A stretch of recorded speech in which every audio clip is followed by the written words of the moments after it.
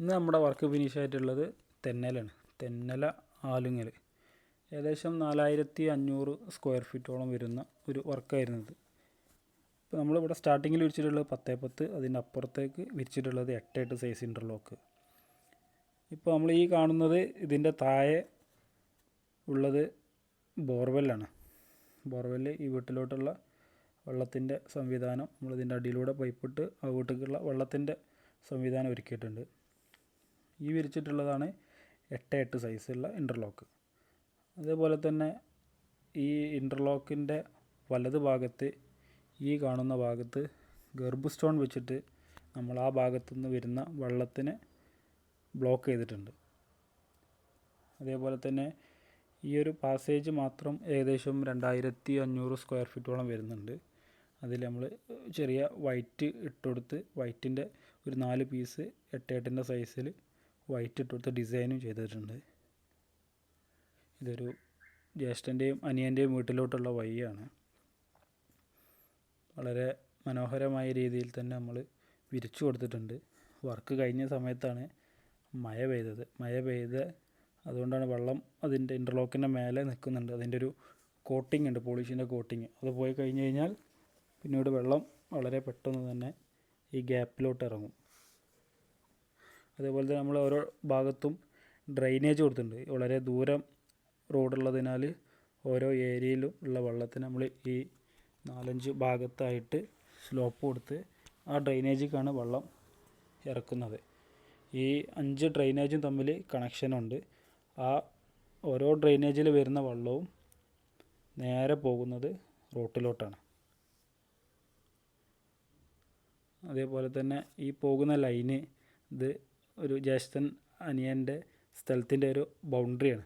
അപ്പോൾ നമ്മളങ്ങനെ വൈറ്റ് ഒരു ഇൻ്റർലോക്ക് വിരിച്ചിട്ട് ഡിസൈൻ ചെയ്ത് പാർട്ടീഷൻ ചെയ്ത് കൊടുത്താണ്. ഇതാണ് മറ്റൊരു വീട്.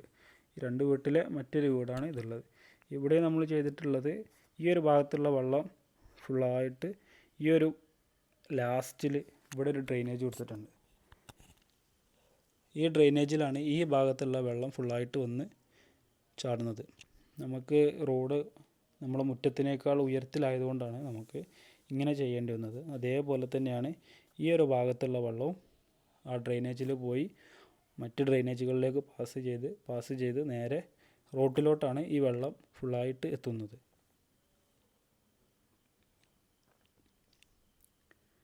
ഈ മുറ്റത്ത് നമ്മൾ വിരിച്ചിട്ടുള്ളത് ഇൻ്റർലോക്ക് 12x18 സൈസ് വരുന്ന ഇൻ്റർലോക്കാണ്. ഇത് നമ്മളെ ബാക്ക് സൈഡാണ്.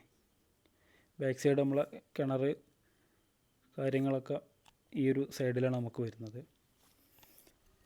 ഈ സൈഡിൽ നമ്മളെ കസ്റ്റമർ പറഞ്ഞത് പ്രകാരം ഇവിടെയും നമ്മുടെ കിച്ചൻ്റെ ഭാഗത്തു നിന്നുള്ള വെള്ളം ഫുള്ളായിട്ട് വന്നിട്ട് ഇതിലാണ് ചാടുന്നത്.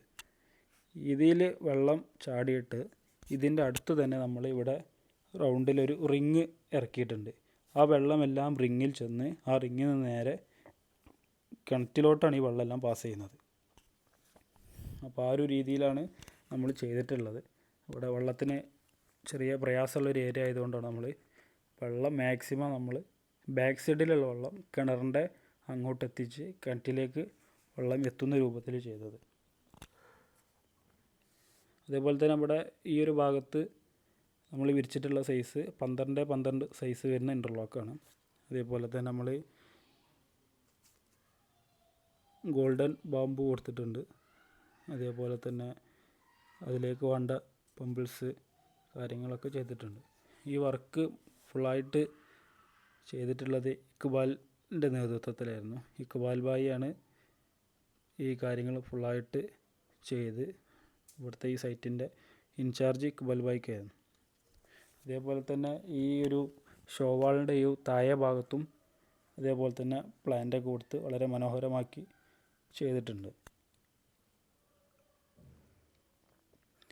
ഏകദേശം ഒരു 4500 സ്ക്വയർ ഫീറ്റ് വന്ന വർക്ക് ഏകദേശം ഒരു 5 ദിവസം കൊണ്ടാണ് നമുക്ക് ഫിനിഷ് ചെയ്യാൻ വേണ്ടിയിട്ട് സാധിച്ചത്.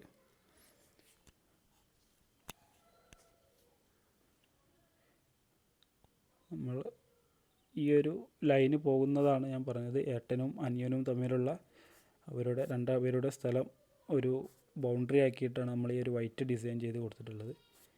അതേപോലെ തന്നെ നമ്മളിവിടെ വിരിച്ചിട്ടുള്ളത് 12x12 സൈസ് വരുന്ന ഇൻ്റർലോക്കാണ്. പിന്നെ നമ്മൾ ഗാർഡൻ്റെ ഈ ഒരു ഏരിയയിൽ നമ്മൾ ആർട്ടിഫിഷ്യൽ ഗ്രാസ് ആണ് ഇട്ട് കൊടുത്തിട്ടുള്ളത്. ഈ ഒരു ഏരിയ ഫുള്ളായിട്ട് ആർട്ടിഫിഷ്യൽ ഗ്രാസ് ഇട്ടിട്ടാണ് നമ്മൾ ചെയ്തിട്ടുള്ളത്.